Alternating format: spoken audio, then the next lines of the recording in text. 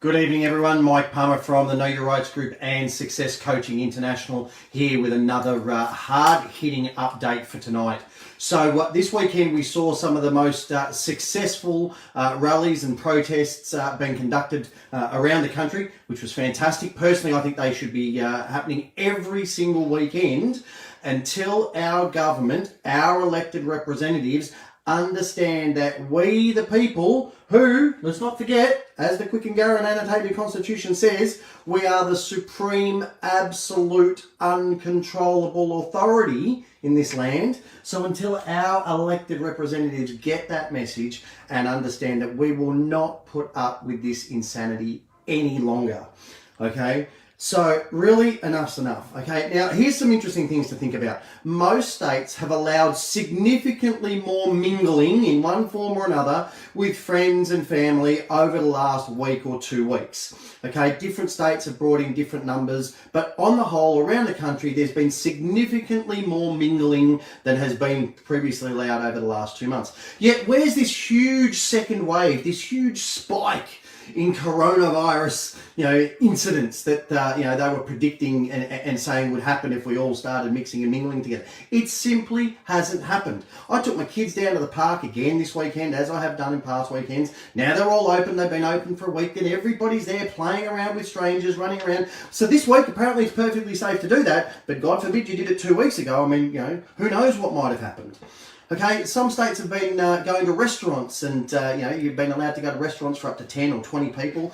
Victoria, of course, you're not allowed to do that until as of Monday. God forbid, again, you did that 2 weeks ago in Victoria. Who knows what you'd catch. I mean, it just makes no sense. How are these things safe to do now, but they weren't safe to do a few weeks ago? It just doesn't add up.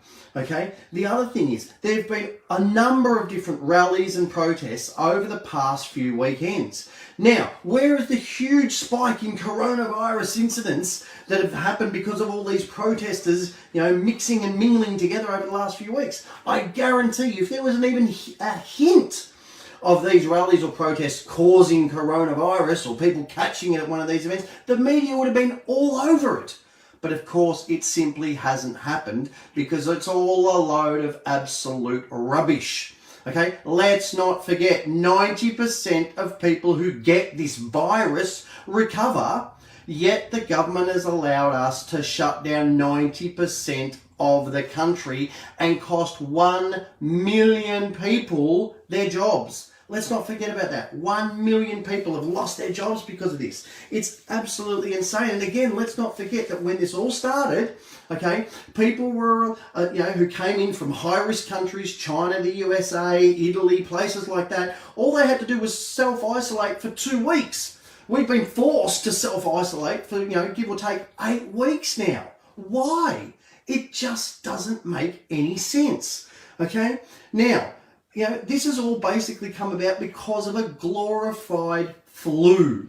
Okay? It's absolutely insane. The real killer here is the number of suicides. I've said this on other videos. I've said it on some of our radio shows.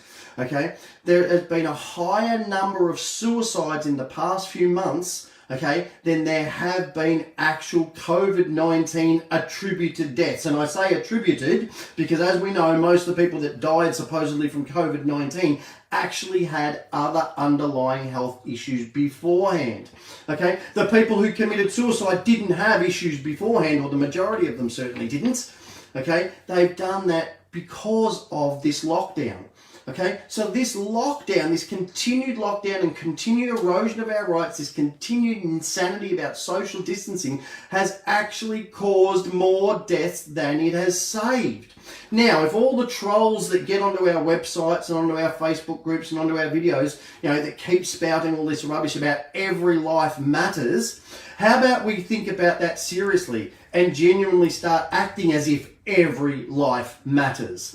Okay, the people who are dying that otherwise simply would not have because of the lockdown, not because of the COVID-19. How about we end this ridiculous restrictions, this constant erosion of our rights and freedoms and liberties right now, and at the very least, as a starting point, let's go back to the previous normal. Not that agree that that was normal in any way, shape or form, and it certainly wasn't acceptable. But as a starting point, let's go back to that normal and let people get back on with their lives and try and, reboot and recover, at least a portion of what they've lost and what this insanity has cost them.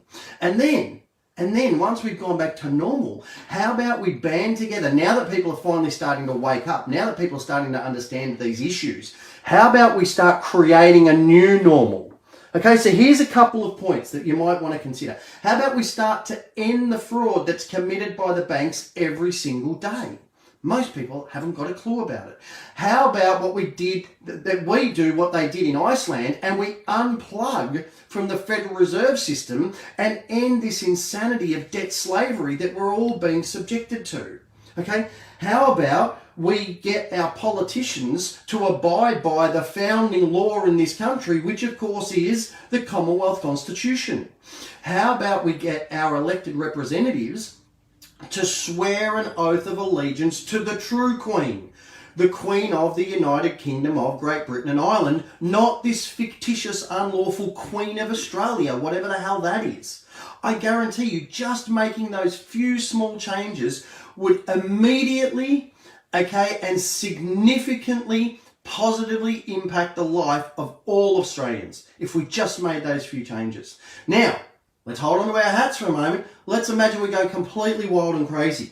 Okay, what about if we stop local councils from acting as de facto third tiers of government, which is what they're currently doing, introducing bylaws, exponentially increasing rates? How about we put an end to that? Because after all, they have no lawful authority to do that. They only have the power to operate as a department of the state. Go and look up our local government class action if you want to find out more about that. Okay, what about if we disband this non-legal entity known as the ATO? Okay, get rid of them altogether, and how about we start having some lawfully appointed commissioners and deputy commissioners of taxation, which of course is not what happens at the moment. Okay, people who are proven to have been sworn in, traceable back to the Commonwealth Constitution. Then how about then we empower those people to go after the big corporations that are, raking in billions of dollars of profits and paying almost no tax? How about we start getting some tax from those organisations, from those corporations, and we stop this insanity of paying personal income tax, which after all has always been and will always be completely voluntary. If you don't know the history of it, go and look it up. It was brought in simply to fund the World War, and when that finished, it was supposed to end. But they're all so hooked on the money, they've just kept it going.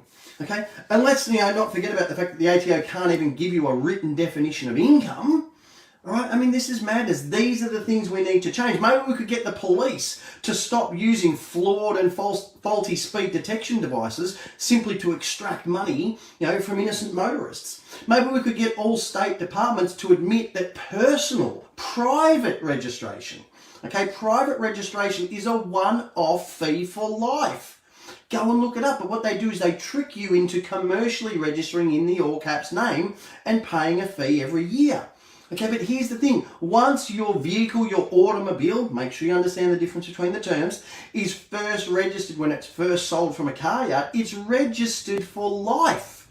Even if it's written off, it's registered as a write-off. So all these unregistered vehicle fees, because you forgot to pay or didn't pay an annual fee, are completely unlawful. How about we start attacking some of these things? Now, God forbid, wild, crazy idea now, but maybe we could get our politicians to encourage vaccination, rather than making it mandatory. Maybe they could encourage it, I don't know, by doing some testing.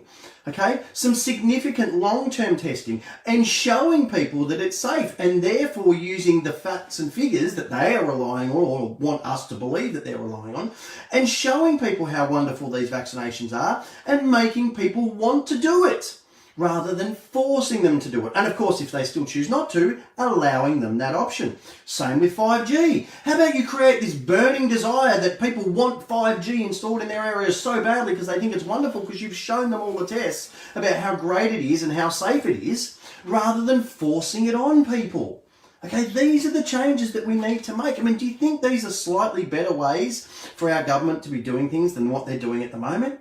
It just makes a lot more sense. And if that's what you believe and if that's what you want, you need to do something about it. Our government's not just going to wake up one day and go, oh, look, we don't need all that lovely money anymore. We're going to listen to what these people have been saying for the last few decades and we're just going to change everything around. No, they're not going to do that.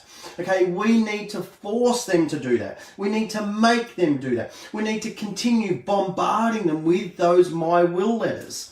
Okay, we need to keep taking to the streets in these organised, well-organised, I might say, especially for this weekend, rallies and protests. We need to start letting them know that we understand that the game is up. We need to stop paying fines, fees, taxes, all these things. Now, if you don't know about this stuff, again, please grab our ebook. Okay, the essential step-by-step manual for understanding and exercising your rights. It's a key book that tells you all the stuff that I've just mentioned and gives you all the facts and figures as well. When we talk about fines, okay, flawed and faulty devices, all those kind of things, it's all contained in this Aussie speeding fines books. Okay, there's links to all of these up in the description.